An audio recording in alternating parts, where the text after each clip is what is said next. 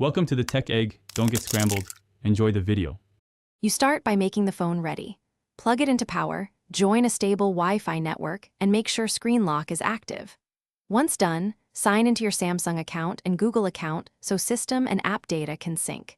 Next, install Samsung Smart Switch on your computer and update the phone to the latest OS. Now connect the phone to the computer with a USB cable and allow file transfer when prompted. This initiates the first secure path for a full backup.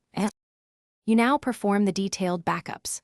On the computer, open Smart Switch and choose Backup. Select all data types including messages, app data, and system settings.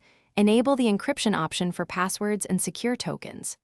Meanwhile, on the phone, go to Settings, Accounts, Google, and confirm backup to Google Drive for apps and system settings. Also sync Samsung Cloud for Gallery and Samsung Notes. Make sure there's enough cloud or local disk space. If not, free up or attach an external drive before continuing. You finish by confirming everything saved correctly. Check Smart Switch's backup log and open Samsung Cloud and Google Drive to verify timestamps and file sizes. Once verified, copy the Smart Switch backup file to an external drive for redundancy. Then perform a quick restore test to a spare device or temporary profile so you know the backup works. If anything fails, make sure storage isn't full, update the phone and apps, reboot both devices, and try a different USB cable or port as the first troubleshooting step. Thanks for watching. Consider subscribing if I helped unscramble your problems.